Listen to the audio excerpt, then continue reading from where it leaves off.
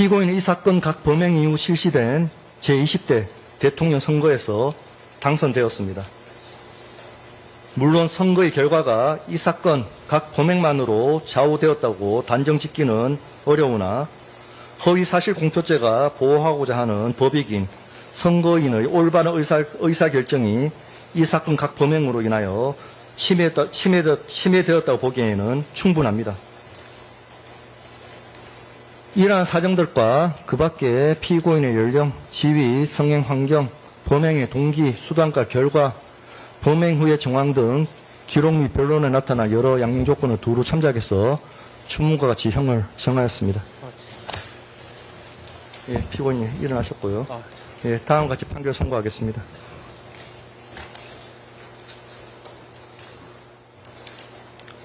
주문. 피고인을 징역 1년 6개월에 처한다. 다만 이 판결 확정일부터 3년간 이 형의 집행을 유예한다. 이 판결에 불복하려면 오늘부터 7일 이내에 서울고등법원에 항소할 수 있고 항소장은 서울중앙지방법원에 제출하시면 됩니다.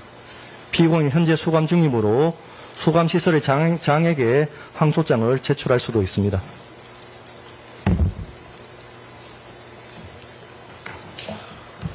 예, 이상 판결 선고를 마치겠습니다.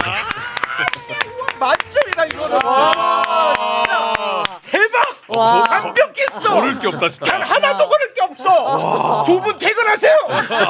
와, 진짜 이거 뭐 완벽 그 자체. 네. 갸우뚱이 없어요. 갸우뚱이 없어. 맞아. 우리가 다뤘던 그대로의 내용. 네. 완벽했어. 맞아, 맞아. 맞아요. 와. 그러면 탄핵 결정문 낭독 이후에 이렇게 또 시원한 적이 있었는데 와. 이준동 판사에 물론 있었지만, 네. 와 정말. 와, 아쉬움 하나 없어. 네네.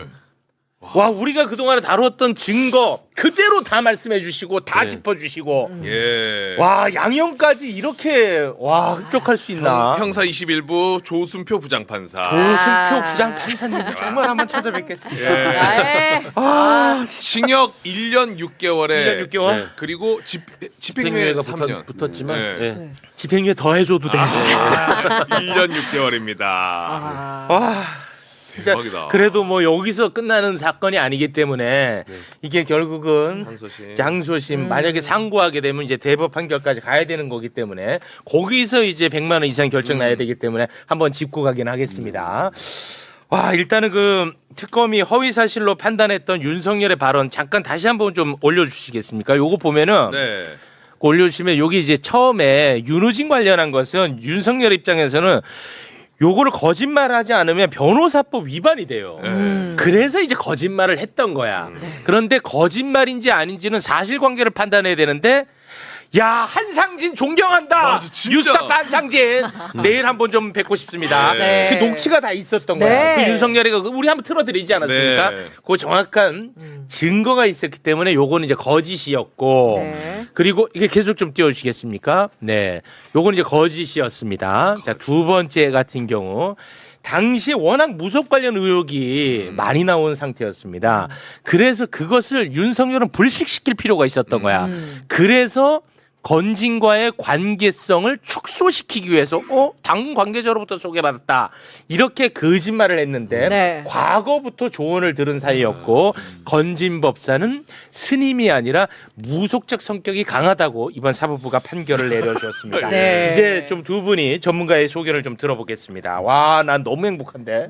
전문가의 소견은 변호사님이 좀 말씀해 주시면 와. 좋을 것 같고 윤우진 사건이라는 게 대표적으로 검찰이 자기 식구를 감싼 사건이에요. 정확합니다. 예. 그래서 사실 이 사건 내용 자체가 좀 다시 조명될 필요가 있어요. 오, 그러니까 좋은 지적이에요. 윤우진이라는 세무서장이 육류업체로부터 뇌물을 받은 거잖아요. 네. 근데 이걸 수사하기 위해서 경찰들이 굉장히 적극적이었어요. 그렇습니다. 그래서 뭐 압수수색 영장도 신청하고 했는데 압수수색 영장 등 여러 영장을 수차례 검찰이 거부하고 기각하고 하면서 발부를 안 해줬고요. 아. 출국 금지도 안 돼서 윤우진 아마 출국했다가 외국에서 잡혀서 송환돼 왔어요. 도망갔어요, 그 와중에. 맞아요. 그러니까 이게 현직이었습니다. 검찰이 당시. 수사권을 갖고 있으면 잘할 거다? 절대 그렇지 절대 안 않다는 걸 되지. 대표적으로 보여주는 사건이고. 근데 윤우진이가 이렇게 도망 다닐 수 있었던 이유는 윤우진의 동생이 윤대진. 아주 유력한 검사였고 네. 윤대진과 절친한 사람이 윤석열. 윤석열. 그 덕분에 현직 세무서장인데 뇌물 사건으로 연루된 것도 부끄러운데 도망가 버렸어 해외로. 맞습니다. 이 미친 사건입니다. 사실은 그래서 그 당시에 어떤 얘기 했었냐면 검찰에는 대윤과 소윤이 있다라고. 맞아. 맞아. 대윤이 윤석열이었고 네. 소윤이 윤대진이었는데 둘 다 막강한 검찰의 막강한 그렇습니다. 권한을 갖고 있던 사람인데 이 사람이 이제 딱 마음 먹으니까 압수수색도 안 돼. 출국 금지도 안 돼. 이런 식으로 사건이 진행했고 최종적으로 들어와서 윤우진에 대해서 기소를 하려고 그랬더니 공소시효가 지난다든지 증거가 다 없어졌다든지 이런 어려움을 겪었던 그런 일이 있었던 사건이라는 점을 좀 그거는 진짜 우리 꼭 짚어야 됩니다. 네. 그리고 또 이제 그와 함께 우리가 짚어야 될 부분은 당시에 뉴스타파가 관련 보도를 했는데 네. 당시 이제 문재인 대통령의 인기가 워낙 높다 보니까 검찰총장 인사청문회 때 우리 박주민 의원님 같은 분들이 그걸 실드를 쳤었죠. 뉴스타파가 폭격을 당했습니다. 후원 다 끊기고 구독자 다 끊기고 그런 그때 점도 이제 우리가 한번 임명되는 과정이나 뭐 이런 부분에 대해서는 밝혀야 될 부분이 나중에 더 있겠지만 어쨌든 네. 그 당시에는 문재인 정부 검찰총장이었던 거 그렇습니다. 맞으니까. 네. 대박이다.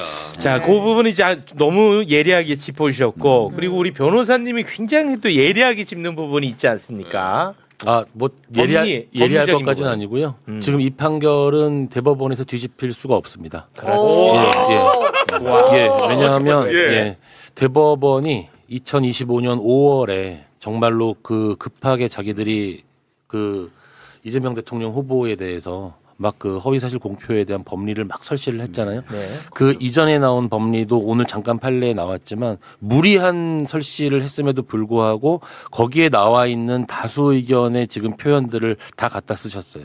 예. 이게 지금 거기 일반이니까 선거를 치르는 어떤 선거 관점, 선거인의 관점에서 보아야 한다라는 것들을 굉장히 강조했는데 선거인의 관점에서 봤을 때는 지금 윤석열 씨가 비합리적 의사결정을 할 수 있는 어떤 그 전성배 씨와의 관계에 지금 관심이 있는 거지 어떤 특정 행위, 특정 날짜 어떤 그런 거에 지금 착각을 했을 거에 관심이 있는 게 아니다. 이런 식으로 지금 짚었기 때문에 잠깐만요. 선거인의 관점에서 사석에서는 설명을 잘 하시던데. 네네네. 조금 어렵게 지금 전달했어. 네네네. 2025년에 이재명 대통령을 후보에 못 나가게 할 것을 그 목적으로 우리는 그렇게 의심합니다. 맞아요. 네. 대법원에서 피선거권을 박탈하려고 갑자기 파기환송하지 않았습니까? 네. 거기에서 이제 공직선거법과 관련한 법률적인 해석을 내어놨는데 후보자가 거짓말을 했다는 것. 네. 이것에 대한 기준점을 마련을 해줬어. 그 거짓말이라는 것은 유권자가 판단하는 거다. 네. 유권자. 네네. 유권자가 판단하는 거다라고 네. 이제 설치를 했던 거야. 네. 그 기준에 따르면 유권자가 이번에 윤석열의 거짓말 어떻게 받아들였을 것인가 이게 중요하다는 거야. 그렇지. 네네. 네. 그래서 지들 발목에 지들이 잡힌 거다. 맞아요. 자승자박이 이런 된 이제 거죠. 해석이 가능한 겁니다. 예, 예. 원래 이제 경기도 지사실 때 대통령이 그때도 이제 토론회에서의 한 발언이 문제가 된 적이 있었는데 그때 이제 대법원에서 판례를 만들었어요. 토론회에서는 뭐 어떤 말이 튀어나올지도 모르고 그렇지. 준비된 발언을 하는 것도 아니다. 그래서 그런 것들을 감안해야 된다라고 했는데 그거를 이번에 더 강화시켜 놓은 거예요. 오히려 더 오히려 강화시켜 놨는데 그 강화된 판결에 따르면 이거는 무조건 유죄가 나올 수밖에 없습니다. 그렇습니다. 네. 그래서 그러니까 상고심까지 가면은 더더욱 이거는 확정적이야. 네네. 그럼 확정적입니다. 국민의힘이 400억을 400억 토해내는 거야. 네네네. 너네들은 그때 좋아했지 국민의힘. 이재명 대통령 당시 파기환송될 때 나는 사실 충격받아갖고 네. 방송 끊고 부끄럽지만 방송 끊고 집에 갔어. 맞아. 너무 예, 충격받았어. 예. 그때 국민의힘 나 약 올리고 조롱했지.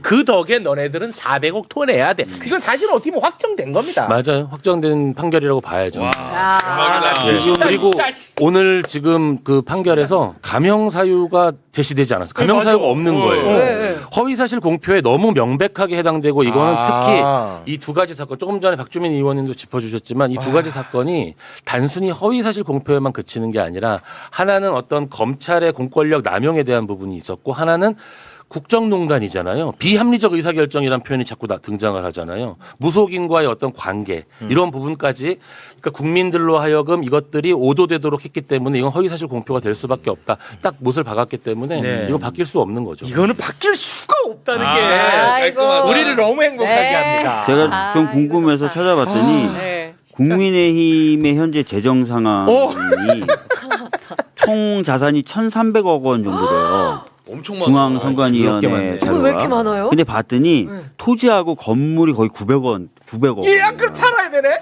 그래서 현금이 별로 없어.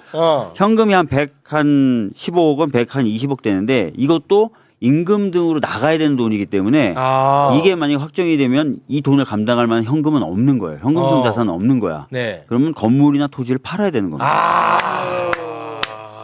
됐다. 됐다. 저는 제일 궁금한 게 이거더라고요. 그래서 이걸 찾아봤어요. 됐다. 이거 확정 나고 나서 늦게 내면 늦게 낼수록 또 이자 같은 것도 붙죠. 이자 이게 따로 이자가 붙을까요? 예, 선고 뒤에 이자가 선고 붙지 뒤에? 않을까요? 그렇겠죠. 예, 선고 뒤에. 왜냐하면 반환이 되는지 안 되는지 아직 몰라요. 확정되면 그때부터 반환이 그렇겠죠. 네. 대법원 선고는 언제 나요? 이제 이것도 633. 그거는 633이에요. 633 원칙. 아, 이것도 633. 그거는 이제 조희대 선생님이 가장 엄격하게 보는 겁니다. 네. 조희대 위원님께서 가장 엄격하게 보는 거예요. 특히나 윤석열은 당선자이기 때문에 더 엄격하고 더 빠르게 가야 됩니다. 그렇죠. 예. 당선 자체가 무효가 되는 효과가 나는 거니까. 그렇습니다. 네네네. 이재명 대통령은 당신 낙선자임에도 불구하고 네. 빠르게 갔단 말이에요. 맞아요. 그렇죠. 그건 속도가 중요하지도 않거든. 맞아. 오히려 더 빨리 갈 수밖에 없는 거죠. 사실은 그 대법원 논리대로 하면 그렇지. 뭐 대법원은 그 당시에는 사실은 보충 의견까지 쓰면서 신속한 재판이 재판의 핵심이다 이런 표현까지 썼거든요. 네. 자승자박에 걸린 거죠. 와, 진짜 이게 대박이다. 얼마나 행복한 소식이냐. 뭐 네. 없는 죄를 우리가 뭐 뒤집어 씌워서 행복해하는 게 아니고 그쵸. 원래 졌던 죄를 뒤늦게 지금 대가를 치르는 겁니다. 야, 한상진 기자는 정말 당신 뭐요? 한상진 얘기 계속 나오더라고. 네. 2012년에 한상진 기자가 윤석열한테 전화해갖고 자백을 받아낸 게 핵심적 증거로 활용된대. 그거 우리가 앵콜송으로 한번 좀 듣고 갈게요. 네. 하도 많이 얘기가 나왔으니까. 네네. 그 녹취 준비됐죠? 혹시 이남석 변호사를 윤우진 씨한테 소개를 시켜주셨나요? 소개를 시켜줬죠. 근데 내가 얘기를 해줄게. 네네. 어떻게 됐냐면은, 네네. 윤우진 씨가, 윤우진 씨가 예예. 저쪽 어디 무슨 병원에 한 이틀인가 3일인가 입원을 해 있었다고. 예예예. 내가 갔더니 얘들이 자기를 노린다 이렇게 얘기를 하더라고. 그래서 아무래도 조만간에 경찰에 한번 가야 될 것 같다 이렇게 얘기를 해. 그래서 네네. 내가 그럼 진작에 얘기를 하지. 네. 그러면은 변호사가 일단 필요할 테니까. 네. 그러면서 또 무슨 경찰 수사가 좀 너무 과하다 이런 얘기를 막 하더라고. 네.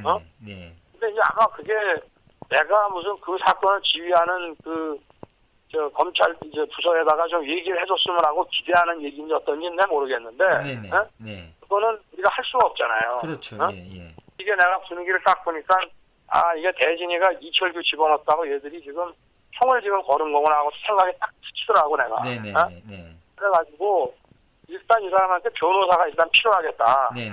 그리고 지금부터는 내가 이 양반하고 무슨 사건을 갖고 상담을 하면 내가 안 되겠다 싶어가지고 내가 우리 중수부 연구하다 막 나간 이남석이 보고 네네. 예. 일단 네가 지금 네. 대진이한테는 얘기하지 말고 네.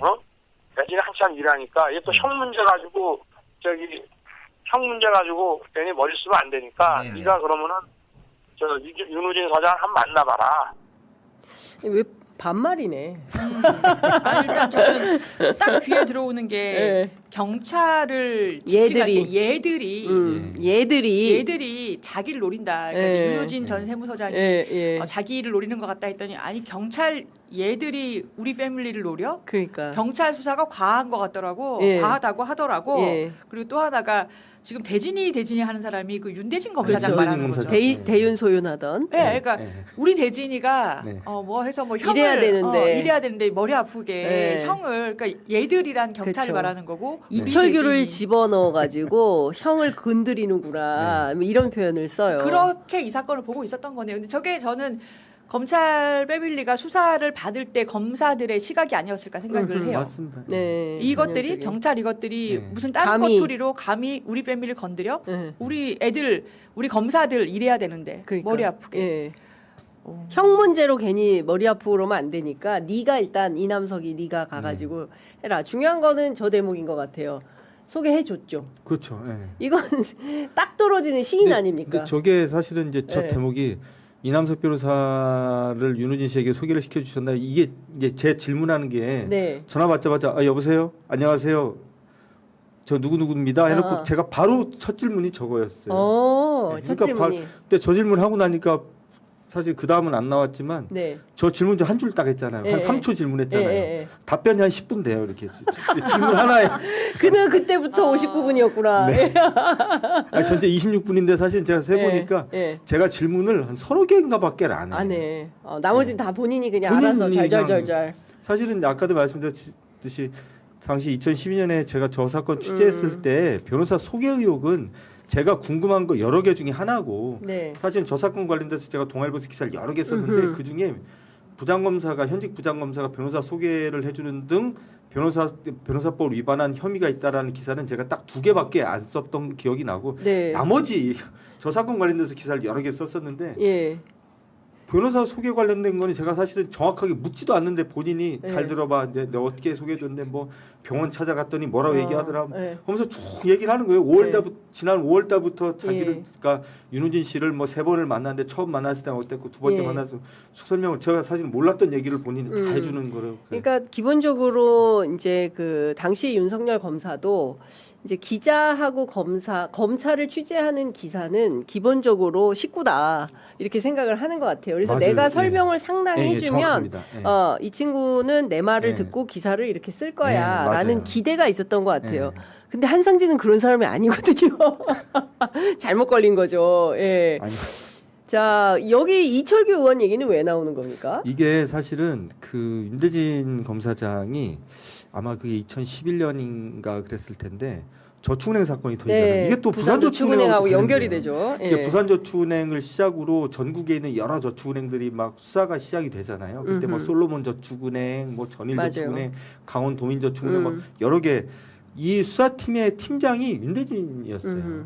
그래서 이 윤대진 그 당시 이제 부장검사가 이 수사를 이 관련된 수사를 이끌면서 그때 이제 윤석열 씨도 그 부산저축은행 수사의 주임 검사였고 그러면서 이 수사가 어떻게 확대되면 정관계 로비 의혹으로 이제 확대가 돼서 당시에 아마 경기경찰청장을 막 끝냈나 현직 경기경찰청장이었나 했었던 이철규 지금 국회의원이죠. 네. 저분이 윤대진 씨 손에 구속이 되는 일이 벌어져요. 근데 네.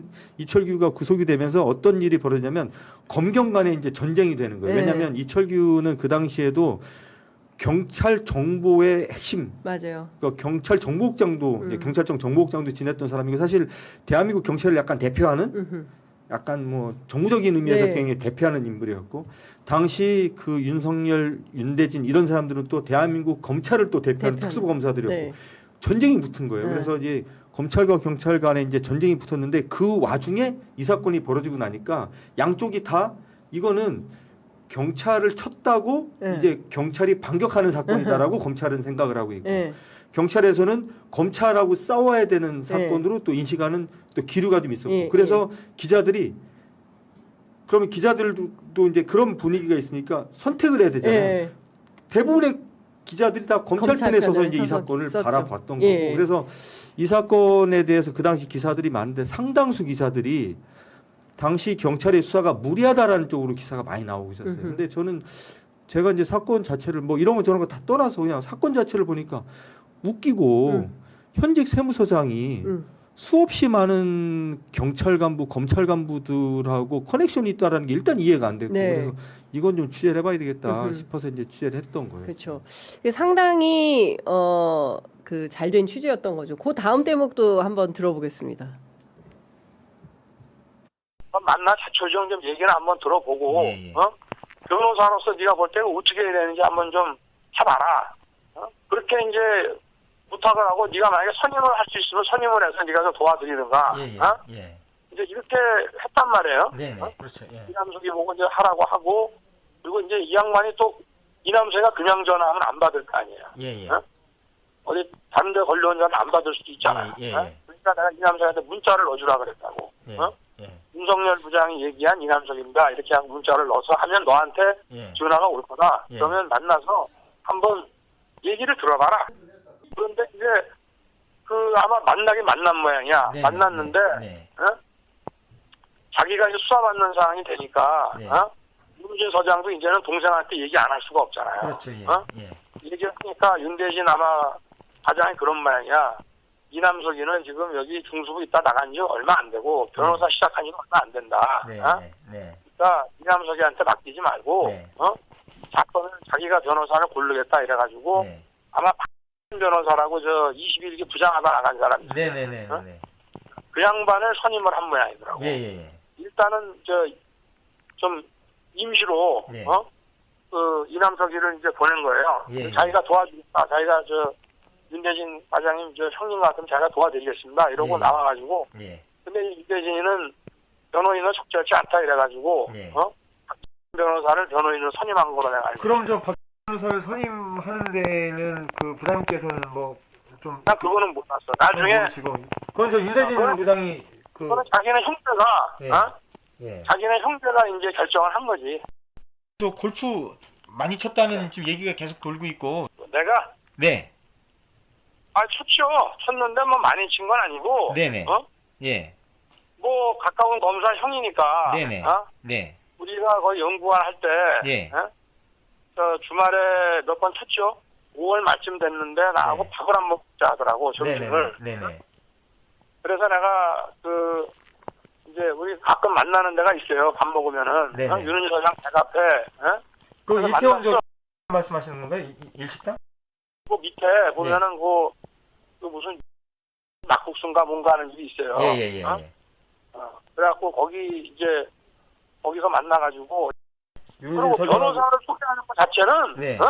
예. 변호사를 소개하는 것 자체는 뭐 나쁜 일이 아니에요. 네. 뭐 가까운 사람이 뭐 어디 조사받는다는데 그러면 예. 변호사 소개해줄 수 있는 문제고. 예. 그렇죠. 예. 그러면 하여튼 이거는 결과적으로 내가 이남석이 보고 좀 도와주라고 얘기를 했는데. 예. 좀 도와주라고 했는데 그거 좀 해줘라 했는데 근데 이게 이제 참 되게 많이 중요한 듣던 게 말이네요. 예. 이게 근데 되게 중요한 게 마지막에 보면 아는 사람에게 변호사 소개시켜주는 게 나쁜 일이 아니에요 이렇게 말을 하잖아요. 예. 그러니까 자꾸 나오는 그 판결을 들으면서 유죄를 직감하셨나요? 아니 이게 이제 오늘은 이제 선고고 선고 전에 이제 재판을 총 6번을 예, 했는데 그것도 다 취재하셨죠? 사실은 6번 재판 제가 다 들어가서 이제 그 방청을 했는데 재판을 할 때마다 제 이름이 한 뭐 20-30번씩 나와요. 매번. 근데 이게 저도 이제 기자 생활하면서 이게 재밌는 일인 건지 아니면 참 이렇게 슬픈 일인 건지 웃기는 일인 건지 잘 모르겠어요. 제가 재판장도 제 이름 얘기하고 윤석열 씨는 계속 하는 말이 그때는 주간동화에 있었고 지금은 뉴스타파에서 일하는 한상진 기자가 뭐 이러면서 계속 얘기를 하는데 윤석열 씨 입에서 제 이름이 계속 나오는 게 어떻게 들으면 기분도 되게 나쁘다가 어떻게 들으면 좀 뿌듯하기도 했다가 오늘도 보니까 재판장께서 법정에 앉아 있는데 제 이름을 한 서너 번 이상 계속 언급하시는데 조금 모르겠어요. 이게 좀 하여튼 기분이 묘해요. 오늘 그래도 이렇게 선고가 날 건 예상하셨죠? 아니요, 저는 제가 생각했던 것보다 훨씬 세게 나왔어요. 그러니까 제가 전에도 한번 이 자리에 나와서 그런 말씀 드렸는데 건진 법사를 만난 적이 없다. 김건희 씨하고 같이 만난 적이 없다. 이거는 너무나 딱 떨어지는 증거가 확인이 돼 있는 사건이라서 그렇죠.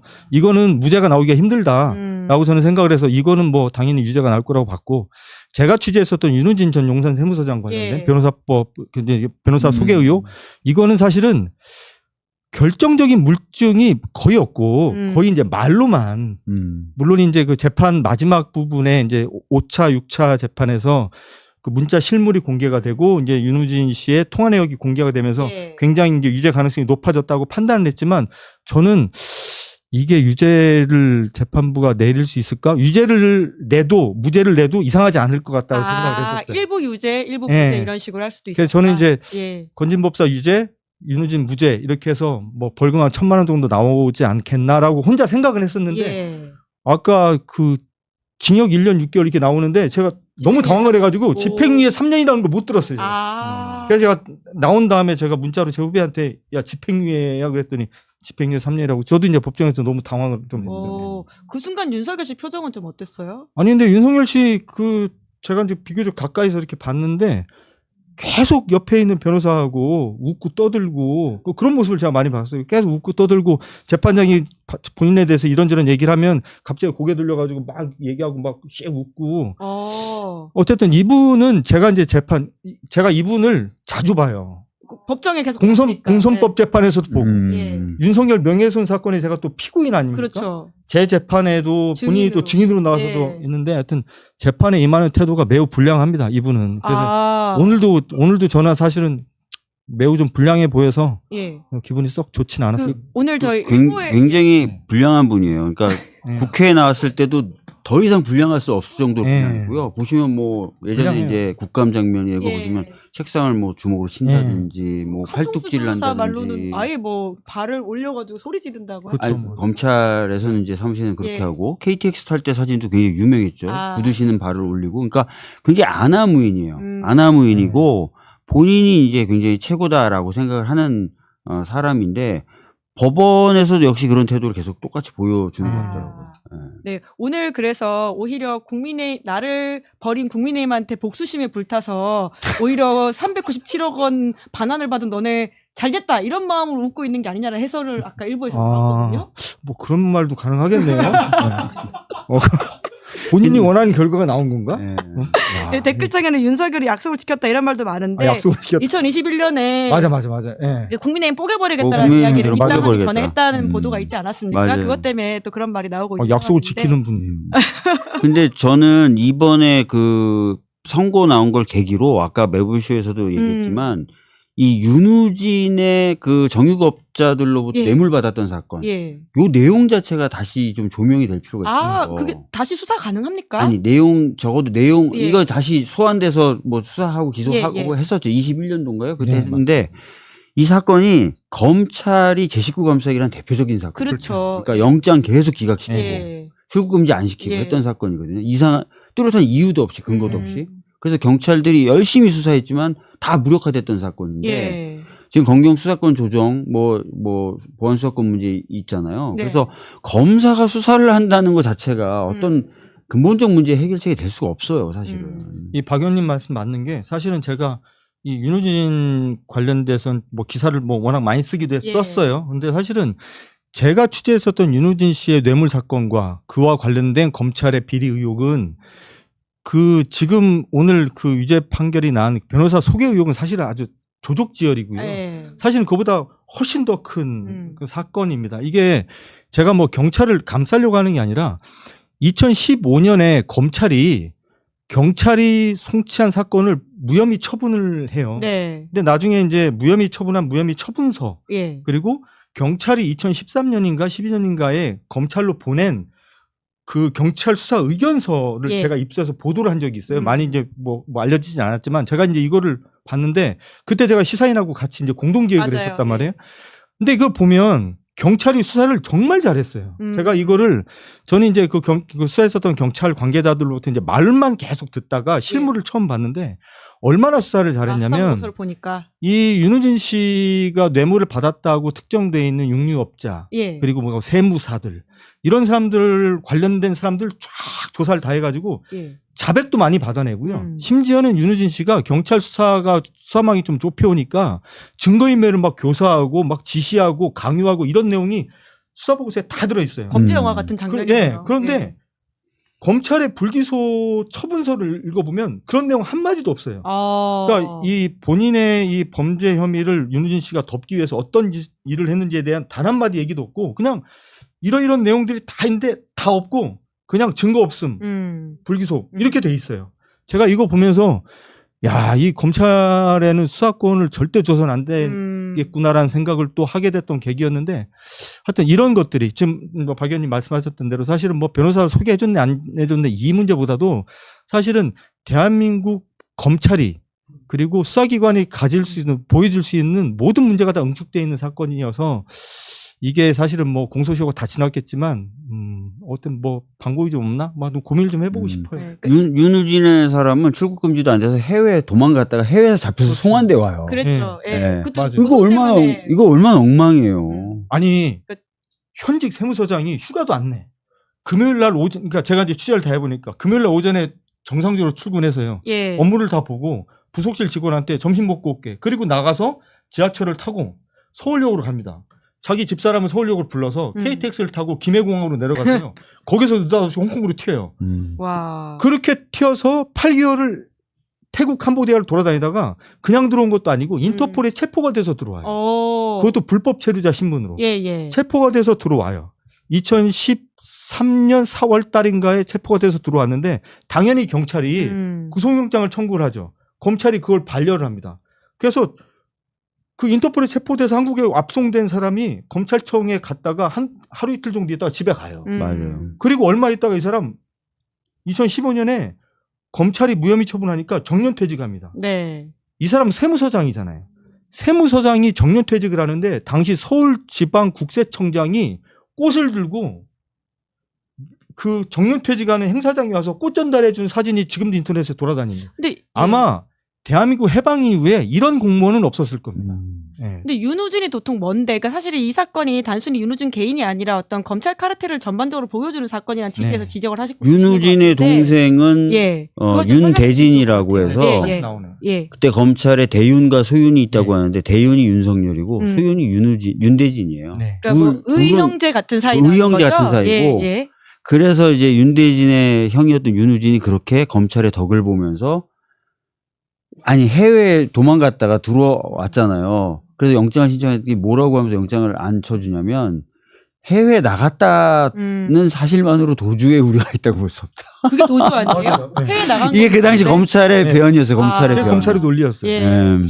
이게 다 시효 때문에 수사를 못한다면 뉴스타파에서 다큐라도 만들어야 되는 게 아닌가 싶습니다. 이게 굉장히 범죄 영화 같잖아요. 이게 그 많은 분들이 잊으셨을 텐데요. 제가 어제 이제 저녁에 이제 오늘 재판을 앞두고 제가 지금까지 뉴스타파에서 그리고 그 전에 이제 동아일보 있을 때부터 기사를 도대체 몇 개나 썼나 한번 뒤져보니까 이 윤우진 씨 관련된 윤석열, 윤우진, 뭐 윤대진 관련된 이 사건 기사만 한 40개 가까이 썼어요, 제가. 야, 그 40개 진짜 가까이 썼는데 주얼간지에 있었던 거 치곤 정말 많은 거죠. 15년 동안 한 40개 썼는데 다큐만 한 6, 7개를 만들었다고. 다큐 많이 만들었어요. 이미. 그러니까 고비마다 다큐를 계속 만들었어요. 그러니까 이 사건 자체가 아니라 이 사건을 다루는 내용이 들어가 있는. 계속 만들어서 이제는 더 만들 기력이 없어요. 그러니까 이걸 한번 보세요. 지금 검찰이 맘먹으니까 사건이 무너질 뿐만 아니라 방금 말씀하셨던 데 다큐가 6개 나오고 보도가 마음껏 나와도 안 되는 거잖아요. 안 돼요. 그러니까 이 검찰이 이런 조직인 거예요. 이거를 명확히 아셔야 됩니다, 진짜. 사실 저는 어쨌든 이 사건 관련돼서는 고마운 분들 몇 분 계신데 사실은 제일 고마우신 분이 사실은 그 윤우진 씨입니다. 야, 윤우진 연락이 되세요? 지금은 연락이 안 되는데 2021년 어쨌든 이 문제가 계속 이제 화라산처럼 타오르고 20대 대선을 앞두고 있었던 시점에 제가 이제 어떻게든 설득을 해서 윤우진 씨를 인터뷰를 했는데 그때 윤우진 씨가 윤석열이 변호사 소개해줬다고 화끈하게 또 인정을 해주시고 사실은 그게 이제 오늘 재판에서도 아마 결정적인 이유 중에 하나가 됐을 텐데 그분하고 두 번째는 지금 경기도지사가 되신 추미애 의원, 지사, 지사님이신데 사실은 이게 다 묻힐 뻔했었던 사건인데 추미애 지사님이 당시 법무부 장관 시절에 수사 지휘권을 발동을 하면서 윤석열 씨와 관련된 그 친인척 비리, 본인 관련된 비리 5개 사건에 대해서 수사 지휘권을 발동을 하잖아요. 그렇죠. 사실은 거기에 윤우진 사건이 들어가면서 사실은 이 사건이 재수사가 진행이 되고 그 수사 결과로 2015년에 검찰이 무혐의 처분해서 끝냈던 사건을 다시 이제 검찰이 수사를 해서 이번에는 윤우진 씨가 이제 구속이 되고 그러면서 다시 이제 이 사건이 어떻게 보면 그때 그 수사지휘권 발동이 아니었으면 아마 오늘 같은 결과는 안 나왔을 겁니다. 와, 한상진 기자의 집요한 취재가 정말 많은 것들을 바꿔놓은. 고마우신 분들이 많죠. 뭐 저는 그냥 기자니까 그냥 뭐 취재하는 거고요. 사실 이게 하여튼 뭐 그렇습니다. 그러니까 지금 우리 한 기자님처럼 남들이 다 괜찮다라고 얘기하는 사람에 대해서도 파헤칠 수 있고 그러게요. 남들이 다 괜찮다는 사람에 대해서도 문제 제기할 수 있는 거 이게 굉장히 중요한 것 같아요. 오늘 한상진 날입니다. 뭐 감사합니다. 술을 제가 사야 되나? 근데 이제 이 형이 쭉 올라가서 확정이 되느냐가 결국 이제 관건일 것 같은데 실제로 397억 원을 정말 이게 확정이 되면 내는 사건이면 차원이 좀 달라지잖아요. 어떻게 보세요? 법조인이시기도 한데 박주민 의원님. 제가 오늘 그 판결 선고하는 내용을 이제 그 쭉 들었는데 사실 뒤집힐 게 별로 없어요. 논리를 굉장히 그 잘 짰고 또 한상진 기자님이 취재하시고 녹음하셨던 그런 여러 내용들이 있어서 뒤집힐 건 없다. 그리고 건진법사에 대해서도 또 윤석열이 자기 했던 얘기나 주연인이 했던 얘기가 너무 많아요. 그렇죠. 이미 그리고 특검이나 이런 것에 의해서 어떻게 만나게 되는지에 대한 진술이라든지 이런 게 주변 사람들의 진술 다 확보가 됐기 때문에 예. 뒤집힐 수가 없어요. 그러게요. 그럼 지금은 쭉 이 형이 올라가서 확정될 가능성이 높다. 그럼 정치적인 뭐라고 효과라든지 어떤 결과는 어떻게 예상해야 됩니까? 뭐 아시는 것처럼 이게 확정이 되면은 법에 따라서 선거 비용 보전받았던 걸 반환해야 됩니다. 대략 액수는 397억 원이라 그래요. 선거 운동에 쓰였던 비용 394억 원에다가 기타금이라고 하죠. 그게 3억 원에서 397억인데 제가 이제 국민의힘 재산 상태가 궁금해가지고 선관위 자료를 좀 받아봤더니 한 몇백억 되는 자산을 갖고 있어요. 아, 그 부동산 포함해서 말씀하시는 예, 거죠? 근데 거의 대부분 부동산이고 현금성 자산은 대략 한 120억인데 이 현금성 자산은 임금이라든지 이런 걸로 반드시 지출돼야만 되는 돈이기 때문에 부동산을 팔지 않고서는 이 돈을 댈 수가 없는 상황. 그 397억은 그럼 한 번에 다 내야 돼요? 아니 그 내는 방법이 이것도 법원에서 정할 수 있겠죠. 예. 근데 어찌 됐든 이 돈을 내려면 상당한 부담은 될 거다. 아, 당사를 팔고 옮겨가는 식의 어떤 후속 조치가 있지 않는 이상 어렵다라는 어려울 거죠. 못 낸다고 버틸 수도 있어요? 실제로 봤더니 선관위에서 못 내는 사례들이 꽤 있긴 있더라고요. 못 내는 사례들이 꽤 있고 아니면 낼 수 없는 상황으로 만들어진 경우도 있는데 이 부분에 있어서도 우리가 선관위 예의주시해야 될 게 시효가 5년이에요. 아, 5년 버티면? 예, 그래서 이 5년 되기 전에 뭐 소송을 제기한다든지 여러 가지 어떤 시효를 연장시키는 조치를 해야 되는데 선관위가 이런 것들을 좀 게을리한다는 평가가 있더라고요. 그래서 그런 것들은 저희들이 국회 행안위 중심으로 좀 살펴봐야 될 것 같습니다. 이 몇몇 저도 이제 주변에 그 법률가들께 좀 여쭤봤는데 다들 이제 예상하시는 게 397억 반환, 그러니까 토해내는 게 이제 결정이 좀 되면 아마 국민의힘은 스스로 당을 해체할 수도 있다. 왜냐하면 이게 선거비를 보전받은 정당은 국민의힘이잖아요.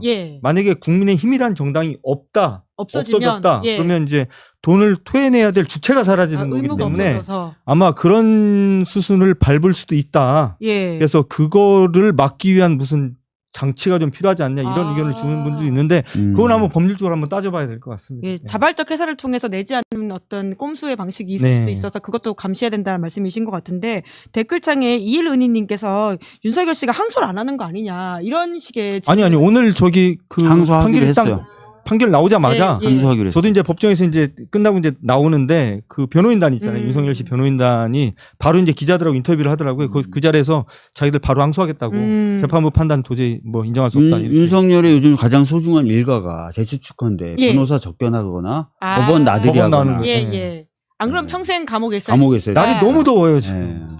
구치소에 있으면. 아마 거기서 아마 쪄 죽지.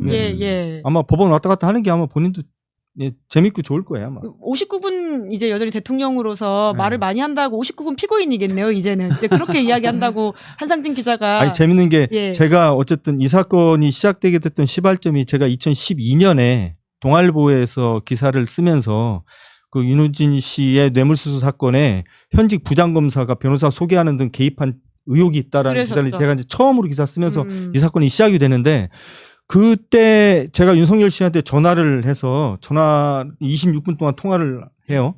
그게 결국에는 오늘 이제 법정에서도 그 내용이 발목이 잡히는 2012년 그 한상진 기자와 윤석열 씨가 나눈 26분 이 통화 내용이 사실로 보인다라는 게 이제 오늘 판결의 이제 핵심인데